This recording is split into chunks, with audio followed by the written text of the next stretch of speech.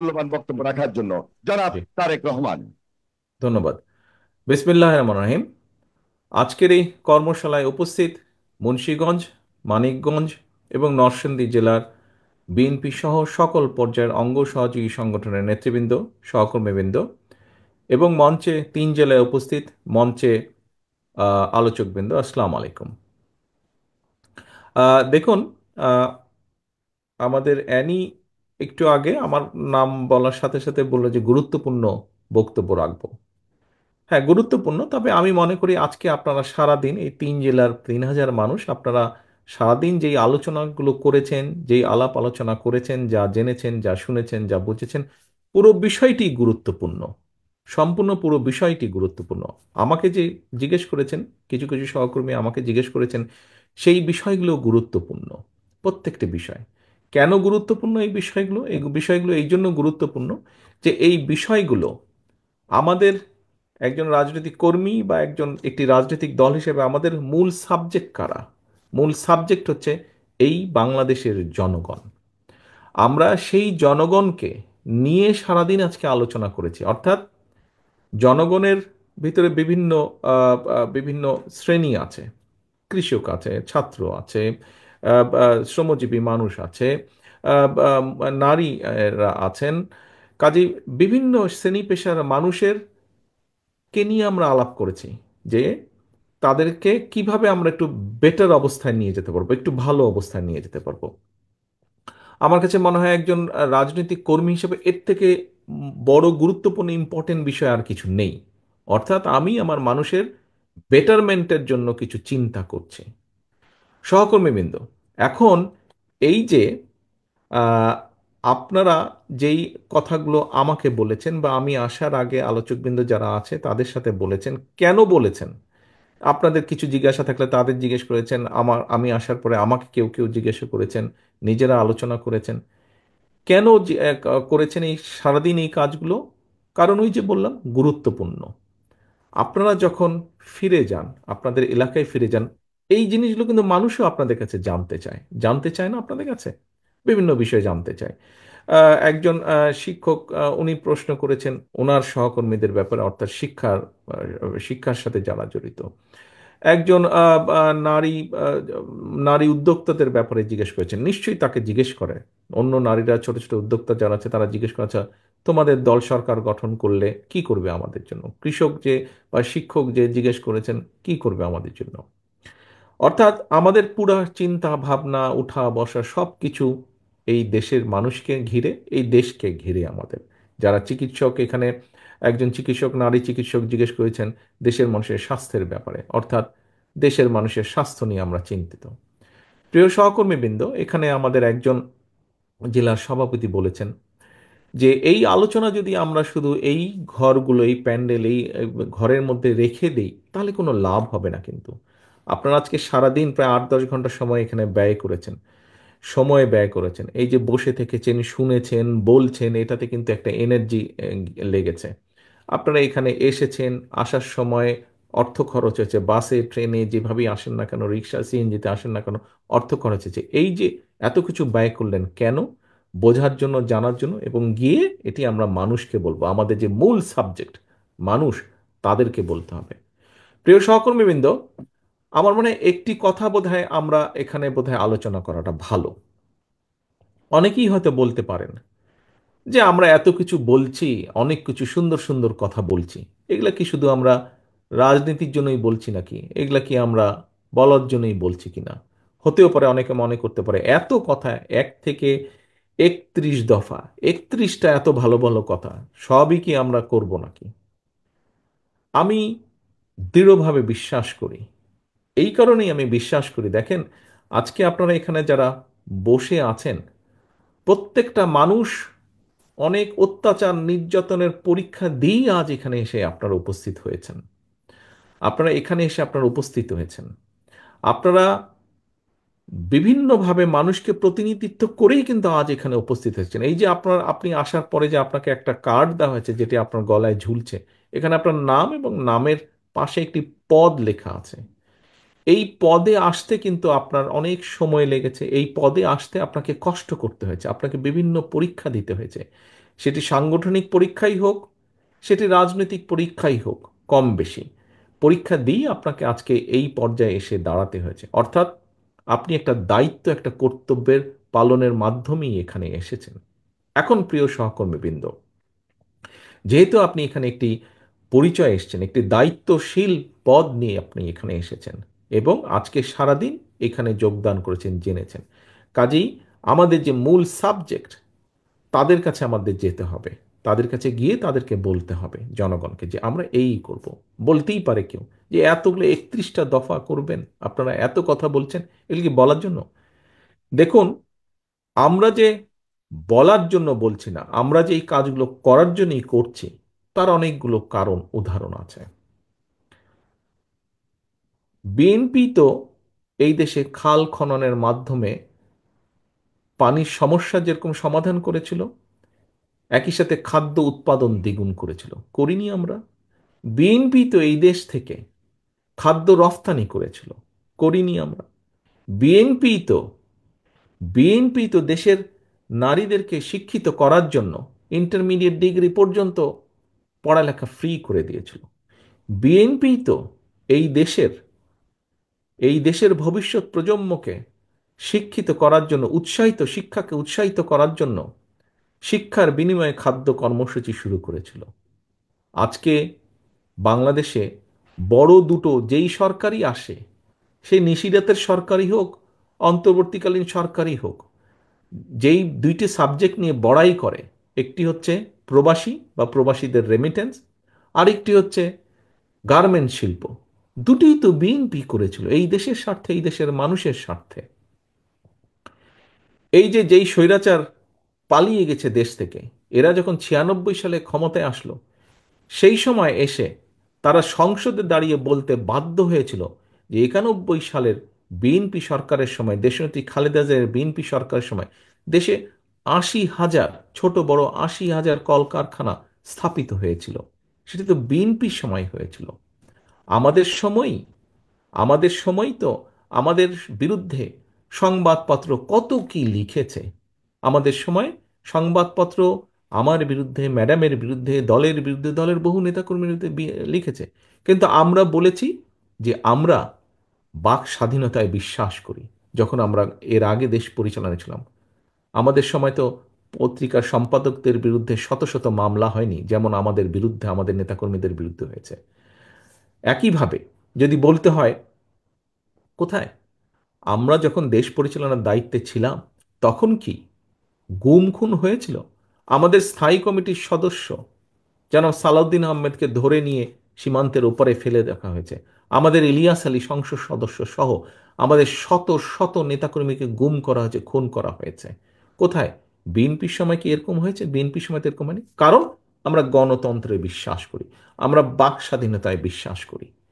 আমরা অতীতে এই কাজগুলো করে এসেছি। অতীতে যেহেতু আমরা এই কাজগুলো করে এসেছি, শিক্ষার জন্য কাজ করে এসেছি আমরা, প্রমাণ আছে। খাদ্য উৎপাদনের জন্য কৃষকদের জন্য কাজ করে এসেছি, প্রমাণ আছে অতীতে। আমরা দেশের নারীদের স্বাধীনতার জন্য কাজ করেছি, তার প্রমাণ আছে। দেশের শিল্প উৎপাদন বাড়ানোর জন্য শিল্প প্রতিষ্ঠা করা হয়েছে বিএনপি সরকারের সময়, তার প্রমাণ আছে। যেহেতু আমরা অতীতে, আমরা যখন দায়িত্ব পেয়েছি, আমরা ভালো কাজ করার চেষ্টা করেছিও বহুলাংশে, তার প্রমাণ আছে। এবং এটিই প্রমাণ করে যে ভবিষ্যতে আমরা সুযোগ পেলে ইনশাল্লাহ আমরা এই 31 দফা পর্যায়ক্রমিকভাবে বাস্তবায়ন করব।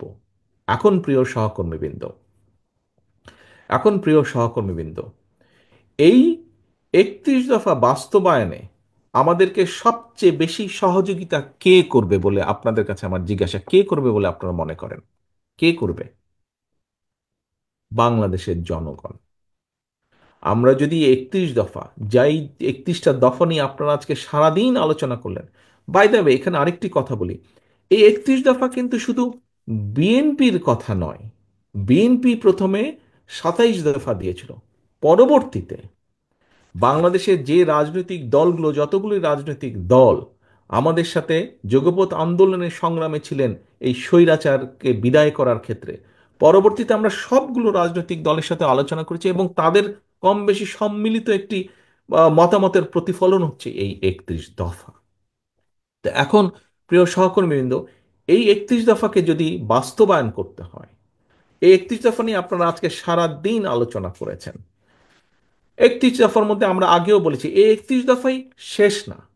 কোনো ব্যক্তি, কোনো সংস্থা, কোনো সংগঠন, কোনো দল যদি 31 দফার বাইরেও কোনো কিছু ভালো দেন, কোনো প্রস্তাবনা ভালো দেন, কোনো কিছু ভালো উপস্থাপন করেন যেটি মনে হবে যে দেশের মানুষের জন্য সাহায্য করবে, আমরা অবশ্যই সেটিকে গ্রহণ করবো। এটি ওপেন ব্যাপার, এটি কোনো ধর্মীয় গ্রন্থ না যে এটি একদম 31 দফায় এসে ফিক্সড হয়ে গেল। এটি যদি অন্য বেটার কিছু থাকে অবশ্যই আমরা গ্রহণ করব। আমাদের দফার মধ্যেও কোনো দফা আছে যেটিকে একটু পরিবর্তন করলে যদি বেটার হয়, এরকম যদি কেউ প্রস্তাবনা দেন, আমি সেটিকেও গ্রহণ করব। কিন্তু বিষয় হচ্ছে এই 31 দফাকে যদি বাস্তবায়ন করতে হয়, এই 31 দফা নিয়ে আপনারা সারাদিন যে আলোচনা করলেন, আপনাদের কম বেশি আপনারা তো দেখেছেন গত 8-10 ঘন্টা আপনারা এখানে বসে আছেন, নিশ্চয়ই প্রত্যেকটা পেজ আপনারা উল্টিয়েছেন, উল্টিয়েছেন না আপনারা? প্রত্যেকের হাতে আপনাদেরকে যে ফাইল দেওয়া আছে তার মধ্যে কিন্তু এই ছোট বইটি আছে, এবং আপনারা কম বেশি দেখেছেন আলোচনার ফাঁকে ফাঁকে। আপনাদের কি মনে হয় যে 31 দফা যদি বাস্তবায়িত হয়, তাহলে কিছু হলেও দেশের যে চিত্র, যে হতাশামূলক চিত্র এখন আমরা দেখতে পাই, সেটি পরিবর্তিত হবে, একটি হলেও দেশ বেটার হবে? আপনারা কি এর সাথে একমত? আপনারা কি একমত এর সাথে? আপনাদের কথা তো শুনতে পাচ্ছি না, হাত তুললে আমি বুঝবো যে আপনারা একমত, আপনারা যদি হাত তুলেন। ধন্যবাদ। আমি দেখছি 3টা জেলার সকল নেতৃবৃন্দ হাত তুলেছেন। তাহলে সহকর্মীবৃন্দ, আপনারা যদি মনে করেন এই 31 দফার কাজ আমরা শুরু করলে, আমরা যখন ইনশাল্লাহ সুযোগ পাবো, আল্লাহ রহমতে দেশের মানুষের সমর্থন নিয়ে আমরা সরকার গঠনের সুযোগ পেলে, আমরা 31 দফা নিয়ে যখন কাজ শুরু করব, তাহলে আমরা অবশ্যই একটি পরিবর্তন, ভালো পরিবর্তন দেখব, যা জনগণের পক্ষে যাবে, যা দেশের পক্ষে যাবে। কিন্তু ঘুরে ওই এক জায়গায়, এই 31 দফা আমরা তখনই বাস্তবায়ন করতে পারবো যখন আমরা দেশের মানুষের সমর্থন পাব আমাদের পক্ষে, এই 31 দফার পক্ষে। এখন তাহলে এই 31 দফা যদি আপনারা মনে করেন বাস্তবায়ন করা উচিত, আপনারা কি মনে করেন উচিত? আচ্ছা, ধন্যবাদ। যদি আপনারা মনে করেন, আমি ধরে নিচ্ছি সবাই সিনসিয়ারলি বলছেন যে উচিত, সবাই সিনসিয়ারলি অনেস্টলি বলছেন আপনারা, আমি এটা ধরে নিচ্ছি। আচ্ছা, যদি আপনারা মনে করেন, তাহলে আমাদের যে মূল সাবজেক্ট, যাদের সহযোগিতা ছাড়া আমরা 21 দফা বাস্তবায়ন করতে পারবো না, সেই জনগণ, এই জনগণের কাছে আপনাদেরকে যেতে হবে। আপনাদেরকে যে কোনো মূল্যে জনগণের কাছে যেতে হবে। ছোটবেলায় স্কুলে যখন যেতাম, স্কুলে যখন পড়তাম, তো তখন তো সেই সময়ে 5 টাকা অনেক টাকা, বিশাল কিছু। 5 টাকা, ওই 4 টাকা 5 টাকা, 1 টাকার জন্য 1 টাকা দিয়ে অনেক 100 বিস্কুট পাওয়া যেত একসময়, আমরা যখন স্কুলে ছিলাম একদম। তো এখন ওই 1 টাকা 2 টাকার জন্য কিন্তু অনেক সময় বায়না ধরতাম স্কুলে টিফিনের সময়, ক্যান্টিনে গিয়ে কিছু কিনে খাবো, তখন কিনে খাওয়া, বন্ধু বান্ধবকে একটু দেওয়া, এটা একটা বাহাদুরির ব্যাপার ছিল। কিন্তু ওই 1 টাকা 2 টাকার আদায় করার জন্য মায়ের পিছে বনবন বনবন বনবন করে সারাটা দিন ঘুরতে হতো 1 টাকা 2 টাকার জন্য। প্রিয় সহকর্মীবৃন্দ, আপনাদেরকে এই 31 দফার পক্ষে সমর্থন নেওয়ার জন্য, 31 দফার পক্ষে, আপনার পক্ষে, আপনার দলের পক্ষে সমর্থন নেওয়ার জন্য আপনাদেরকে, এখানে উপস্থিত প্রতিটা নেতাকর্মী, ডাজেন্ট ম্যাটার আপনি মূল দলের নেতাকর্মী নেতা কিনা, অথবা আপনি অঙ্গ সহযোগী সংগঠনের নেতাকর্মী কিনা, দিন শেষে আপনি বিএনপির লোক, এটাই হচ্ছে আপনার মূল পরিচয়। দিন শেষে আপনি বিএনপি লোক। আপনাকে কিন্তু সাধারণ মানুষ ছাত্রদল, যুবদল, স্বেচ্ছাসেবক, আইনজীবী ফোরাম, মহিলা দল এইভাবে চিনে না। এ বিএনপির লোক, এভাবেই চিনে মানুষ। দিন শেষে আপনাকে ওই জনগণের পিছে, মায়ের পিছে যেরকম 1 টাকা 2 টাকার জন্য বনবন করে ঘুরতাম, আপনাকে জনগণের পিছে বনবন বনবন বনবন করে ঘুরতে হবে আপনাকে। এছাড়া কোনো উপায় নাই, এছাড়া কোনো উপায় নাই। আমি গতকাল একটি অনুষ্ঠানে বলেছিলাম যে আমাদেরকে যদি, গতকাল কি পরশুদিন যাই হোক, যে আমাদেরকে যদি এই নির্বাচনের পুল সেরা পার হতে হয়, তাহলে যেভাবেই হোক জনগণের পিছে আমাদেরকে থাকতে হবে, জনগণকে সাথে রাখতে হবে, জনগণের সাথে আমাদেরকে থাকতে হবে। সহকর্মীবৃন্দ, আপনারা পোড় খাওয়া রাজনীতিবিদ এক একজন এখানে উপস্থিত হয়েছেন। হতে পারেন আপনি গ্রামের, হতে পারেন আপনি ইউনিয়ন পর্যায়ের, হতে পারেন আপনি থানা পর্যায়ে, হতে পারেন আপনি জেলা পর্যায়ে, কিন্তু আপনি রাজনীতি করেই আজকে এখানে এসেছেন। এই যে পাসটা আপনি ঝুলিয়েছেন, এই অনুষ্ঠানে ঢোকার জন্য যে পাস দেওয়া হয়েছে, এই পাসটা অর্জন করতে আপনাকে অনেক কাঠখড় পোড়াতে হয়েছে। এখন আপনার এই অভিজ্ঞতা, আপনার এই জ্ঞান, আপনার এই সব কিছু আপনাকে ব্যয় করতে হবে জনগণের পেছনে। বারে বারে আমি একটি কথা বলেছি, প্রতিদিন আমি একটি কথা বলতে চাইছি, বোঝাতে চাইছি, সহকর্মীবৃন্দ, আপনার বিরুদ্ধে, আপনার দলের বিরুদ্ধে, সর্বোপরি এই দেশের বিরুদ্ধে ষড়যন্ত্র কিন্তু থেমে নেই। দুষ্টু লোকদের দুষ্টামি কিন্তু থেমে নেই। সেটি বাইরেই হোক, আমাদের বাইরেই হোক, সেটি আমাদের দলের ভেতরেই হোক, সেটি আমাদের দেশের ভেতরেই হোক, সেটি আমাদের দেশের বাইরেই হোক। কারণ এই দেশের অর্থ সম্পদ, এই দেশের প্রাকৃতিক সম্পদ অনেকে লোক দৃষ্টিতে তাকিয়ে থাকে।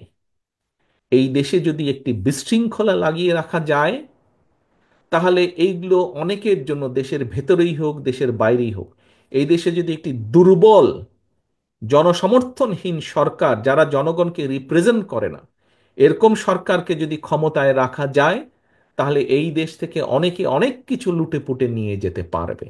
বাট এই দেশে যদি জনগণের সমর্থিত, যারা জনগণের কথা বলবে, জনগণের কথা চিন্তা করবে, যারা দেশের কথা বলবে, দেশের কথা চিন্তা করবে, এরকম কেউ যদি দেশ পরিচালনার দায়িত্বে থাকে, তখন দেশের স্বার্থ, জনগণের স্বার্থ নিরাপদ থাকবে। তখন যারা শকুনের দৃষ্টি দিয়ে এই দিকে তাকিয়ে আছে, এই দেশের অর্থ সম্পদ, প্রাকৃতিক সম্পদের দিকে, তখন তারা 10 বার চিন্তা করবে। কাজেই প্রিয় সহকর্মীবৃন্দ, ষড়যন্ত্র যেহেতু থেমে নেই, আপনারা গণতন্ত্রের জন্য যুদ্ধ করেছেন, লড়াই করেছেন, সংগ্রাম করেছেন, হত্যার শিকার হয়েছেন, জেল জুলুমের শিকার হয়েছেন, গায়েবী মামলার শিকার হয়েছেন, দিনের পর দিন পালিয়ে থাকতে হয়েছে, জঙ্গলে থাকতে হয়েছে, ধান খেতে আপনাদেরকে থাকতে হয়েছে অত্যাচার নির্যাতনের কারণে। আপনারা সেই পরীক্ষা দিয়ে পার হয়ে এসেছেন। সামনে পরীক্ষা কিন্তু শেষ হয়ে যায়নি, সামনে পরীক্ষা আরও আছে। এটি এমন একটি যুদ্ধ, এটি জনগণের পক্ষের যুদ্ধ, এটি গণতন্ত্রের পক্ষের যুদ্ধ, এটি স্বাধীনতা সার্বভৌমত্বের পক্ষের যুদ্ধ। এই যুদ্ধে যদি জয়ী থাকতে হয়, অনবরত আমাদেরকে সংগ্রাম চালিয়ে যেতে হবে। আমাদের সংগ্রাম ছিল 5 তারিখের আগে পর্যন্ত, আমাদের সংগ্রাম ছিল স্বৈরাচারের পতন, স্বৈরাচারকে সরিয়ে দেওয়া, স্বৈরাচারকে ফেলে দেওয়া। আলহামদুলিল্লাহ, আল্লাহর রহমতে বাংলাদেশের মানুষের সমর্থনে, বাংলাদেশের মানুষের দল মত নির্বিশেষে, শ্রেণী পেশা নির্বিশেষে, সকল মানুষের অংশগ্রহণের মাধ্যমে আমরা সক্ষম হয়েছে, এই দেশের মানুষ সক্ষম হয়েছে খেদিয়ে দিতে, বিদায় করে দিতে, পালিয়ে যেতে বাধ্য করেছে দেশের মানুষ স্বৈরাচারকে। এখন সংগ্রাম দেশের স্বাধীনতা রক্ষার সংগ্রাম, সার্বভৌমত্ব রক্ষার সংগ্রাম, একই সাথে দেশ গড়ার সংগ্রাম শুরু হয়েছে।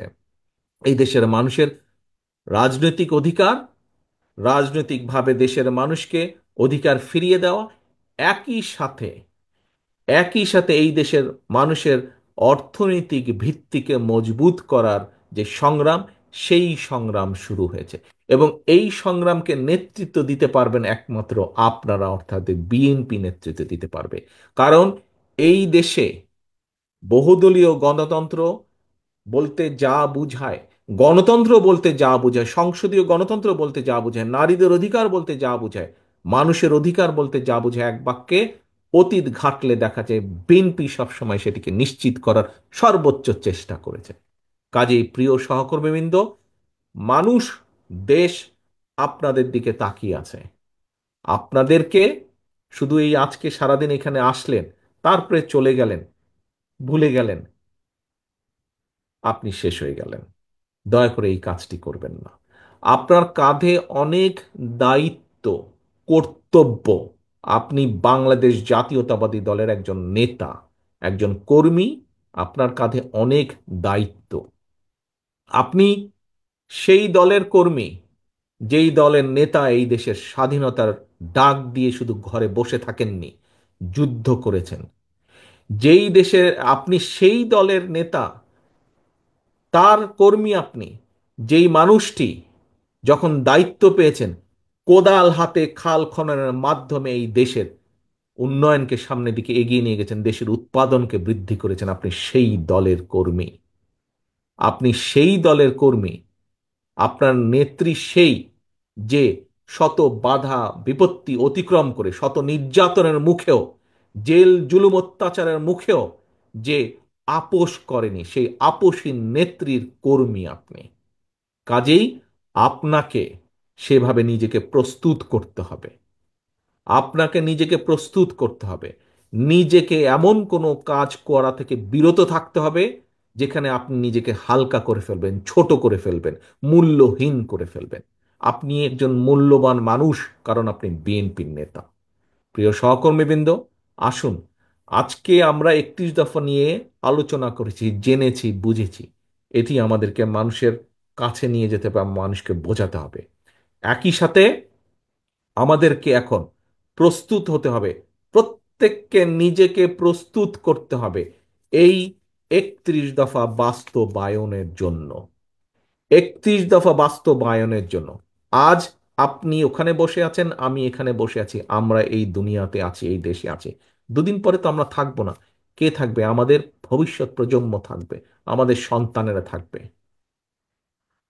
গার্জিয়ান হিসাবে আপনার দায়িত্ব আপনার ভবিষ্যৎ প্রজন্ম, আপনার সন্তানের জন্য। আপনার সন্তান বলতে শুধু নিজের সন্তান বোঝাচ্ছি না, আপনার সন্তান বলতে আপনার সন্তানের বয়সী বাংলাদেশের সকল ভবিষ্যৎ প্রজন্মকে বোঝাচ্ছি। তাদের জন্য একটি নিরাপদ, রাজনৈতিকভাবে, অর্থনৈতিকভাবে একটি নিরাপদ বাংলাদেশ গড়ে তুলতে হবে। আপনাদেরকে, আমাদের সকলকে গড়ে তুলতে হবে। আসুন আমরা নিজেদেরকে তার জন্য প্রস্তুত করি। সহকর্মীবৃন্দ, এই প্রস্তুতি কিন্তু খুব সহজ ব্যাপার নয়। এই প্রস্তুতি অত্যন্ত কঠিনভাবে প্রস্তুতে, এটা অনেক কঠিন কাজ। কাজেই সেই কঠিন কাজটি জন্য আমাদেরকে প্রস্তুত হতে হবে। আমি দৃঢ়ভাবে বিশ্বাস করি বাংলাদেশ জাতীয়তাবাদী দলের প্রত্যেকটি নেতা কর্মী এই দায়িত্ব পালনে প্রস্তুত। এটি আমার বিশ্বাস। এখন এটি হচ্ছে প্রমাণের বিষয়। প্রমাণ আপনাদেরকে করতে হবে।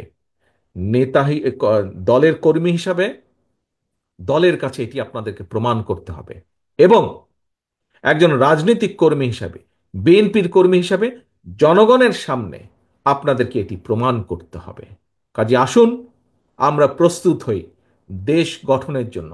আসুন আমরা নিজেদেরকে প্রস্তুত করি ভবিষ্যতের সেই বাংলাদেশটিকে গড়ে তোলার জন্য, যেই বাংলাদেশটি গড়ে তোলার জন্য গড়তে গিয়ে শহীদ রাষ্ট্রপতি জিয়াউর রহমানকে হত্যা করা হয়েছে। যেই বাংলাদেশটিকে, জনগণের প্রত্যাশিত যেই বাংলাদেশটি থেকে গড়তে গিয়ে দেশনেত্রী খালেদা জিয়াকে মৃত্যুর মুখ থেকে ফিরে আসতে হয়েছে, তার বিরুদ্ধে ষড়যন্ত্র হয়েছে, তাকে হত্যার পর্যন্ত প্রচেষ্টা করা হয়েছে। আমরা এত কিছুতেও দমিনি। আসুন আমরা সকলে ঐক্যবদ্ধ থাকলে, আমরা নিজেদেরকে সংযত রাখতে সক্ষম হলে, অবশ্যই আমরা শহীদ জিয়ার, খালেদা জিয়ার, সর্বোপরি বাংলাদেশের জনগণের সেই প্রত্যাশিত বাংলাদেশ গড়তে আমরা সক্ষম হব ইনশাল্লাহ। আর সেই প্রত্যাশা রেখে, সেই প্রতিজ্ঞা নিয়ে আজকে আমি আমার বক্তব্য শেষ করছি। আল্লাহ হাফেজ। বাংলাদেশ জিন্দাবাদ। বাংলাদেশ জাতীয়তাবাদী দল জিন্দাবাদ।